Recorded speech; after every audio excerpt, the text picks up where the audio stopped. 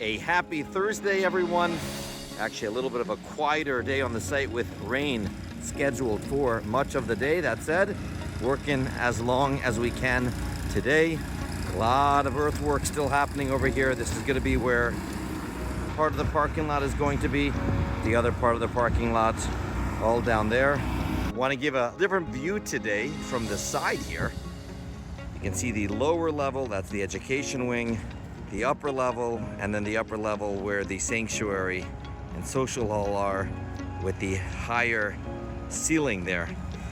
One of the things that were added this week is our deck. So you can already see the outdoor deck, the Simchah deck, where you'll be able to go straight from the social hall into the deck, overlooking the playground, and you have a beautiful view into the woods, the creek. You can already imagine families gathered, Shabbos Kiddush, some people inside, some people outside, kids playing downstairs, kids playing on the playground, truly transforming this building into a family shul.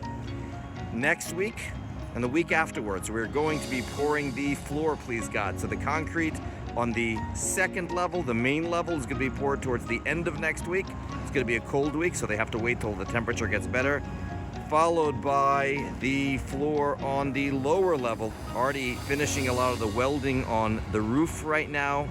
You know, I remember when we were speaking to our builder, Resolute, about the job, we explained, just a heads up, you won't be able to work at all on Saturdays on our Shabbat. And they said even if that week it was raining and we couldn't finish what we planned on doing that week, we normally work on Saturdays. We said no matter what, you can. They're like, wow, you're serious about this. And then we added Rosh Hashanah and Yom Kippur and Pesach and all the other holidays, and it ends up being, thank God, a decent number of days throughout the year. And they were incredibly surprised, of course, also impressed at these values. And it really speaks to what is discussed at the opening of this week's Parsha. This is just after the golden calf. And the Jews are told now they're going to be using their wealth, their gold, for a holy reason, to build the Mishkan, to build God's home. And yet just before the instruction to actually build the Mishkan, they are once again told about Shabbat. They already knew about Shabbat from the 10 Commandments and last week, but they're told about Shabbat again. And the sages teach that is because they were told. So this is a very important project, building the Mishkan, but it cannot and can never override Shabbat. And to me, Shabbat is the ultimate thing put in place to ensure that our what never loses sight of the why. We are involved in so many projects, but unfortunately it could so happen that every now and then we get so entrenched in the what of the project, we forget why we are doing it and for whom we are doing it and the ultimate purpose behind it.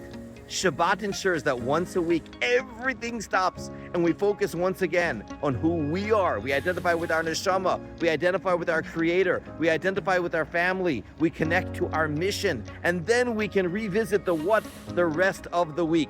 And in a sense, is that not what idolatry is? Idolatry is when we take something, perhaps something very important, but we forget that it is but a tool. It is but a means towards something bigger. A job is a wonderful thing. It is how we support our families. It's how we do good work in the world. But when the job becomes something that we focus on so much that we forget about why we are doing it, it becomes an idol. Money is an incredible tool to be doing so much good in the world. But when we forget why it is that we need money to do mitzvah, to support a family, to be able to use it as a resource for good in the world, it's like taking around a hammer and saying, look at the hammer that I have. The hammer is but a tool.